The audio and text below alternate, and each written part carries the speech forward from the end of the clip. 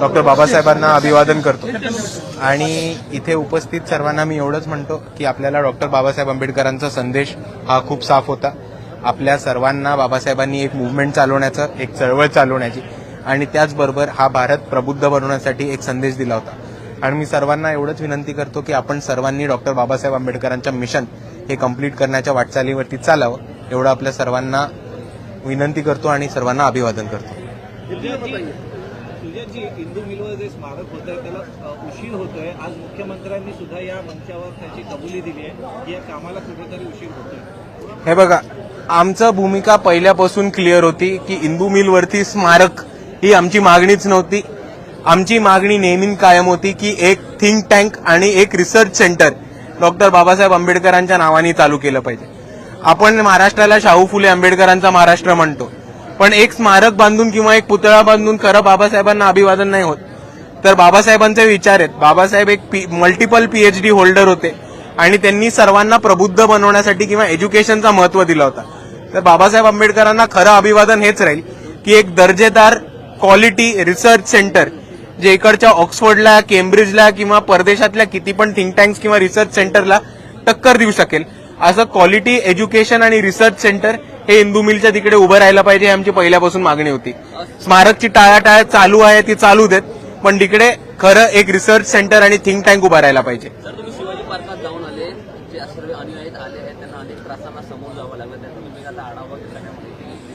वंचित बहुजन आघाडीनी एकमेव पक्ष ज्यांनी ह्याच्यावरती आंदोलन केलं होतं. वंचित बहुजन आघाडीच्या कार्यकर्त्यांनी, युवक आघाडीच्या कार्यकर्त्यांनी आणि युवकाच्या टीमनी BMCला धारेवरती धरून इकडे येणाऱ्या लोकांची गैरसोय कशी होते ह्याच्यावरती मोठा एक प्रश्न उपलब्ध केला होता. इकडे आपण बघितलं तर पोर्टेबल टॉयलेटचा मोठा प्रॉब्लेम आहे, प्यायच्या पाण्याची सोयचा प्रॉब्लेम आहे, आरोग्याच्या बाबतीत प्रॉब्लेम आहे आणि इकडे राहायला लोकांना जे टेंट देतात ते दरवर्षी आपल्याला दिसतात की ते घाणीत उभे केलेले असतात, ते दर्जेदार नसतात आणि तिकडे तकलादू मटेरियलनी बनवलेलं असतं. आपल्याला कितीतरी वर्षांचा अनुभव आहे की इतक्या मोठ्या संख्येने इथे दरवर्षी 5 डिसेंबर 6 डिसेंबरला मुंबईमध्ये अख्ख्या भारतातनं लोक येतात. तरीही BMCला इतके वर्ष चांगली सोय उपलब्ध का करता येत नाही हा प्रामुख्याने आमचा BMCला प्रश्न आहे. आणि दुसऱ्या बाजूला आम्ही ह्याचा पाठपुरवठा करणार, ह्याच्या तळापर्यंत पोहोचणार.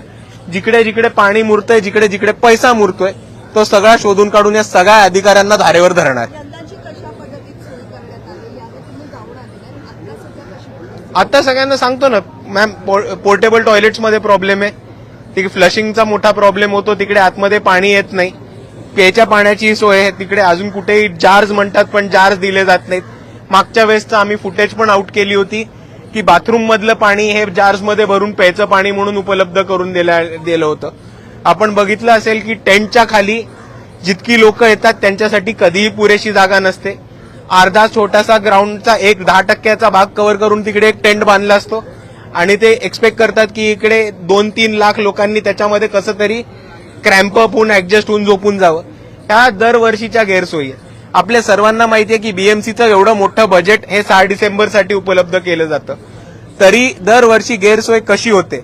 आणि ह्याच्याच बरोबर आपल्याला हे दिसतं की इकडच्या बाबासाहेब आंबेडकरांबद्दल जे नाव घेऊन राजकारण करतात आणि जे भीम अनुयायांच्या बाजूनी उभं राहायचं नाटक करतात ते कुठल्या बाजूनी आपल्या सर्वांना सुविधा पोहोचवतात हे पण आपल्याला दिसत असेल.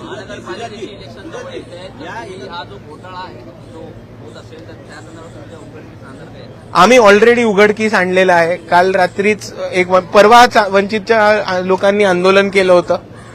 त्याचबरोबर काल अंजलीताई आंबेडकरांनी BMCच्या स्टॉलला भेट देऊन आढावा सुद्धा घेतला होता.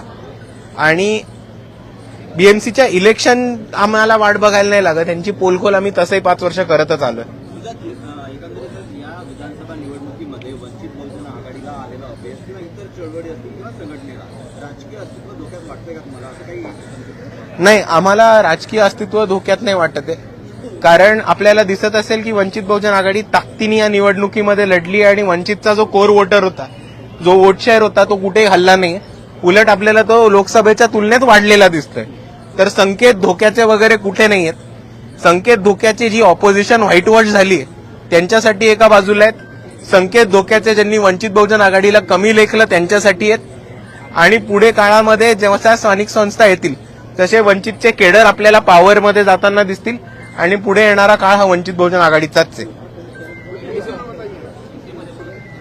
सर 5 सवाल थे, कौन सा वाला हिंदी में बताऊं? आजच्या दिवसाचं बोला. मैं आपके माध्यम से डॉक्टर बाबा साहेब आम्बेडकर को अभिवादन करना चाहता हूं और मैं इतना ही कहना चाहता हूं कि डॉक्टर बाबा साहेब आम्बेडकर ने हमें एक बहुत महत्वपूर्ण मिशन दिया था. मैं सभी से यही विनती करना चाहता हूं कि डॉक्टर बाबा साहेब आम्बेडकर का जो मिशन था हम उसी की कंप्लीशन की तरफ आगे बढ़े और डॉक्टर बाबा साहेब आम्बेडकर का सपना साकार करें. धन्यवाद. जय भीम.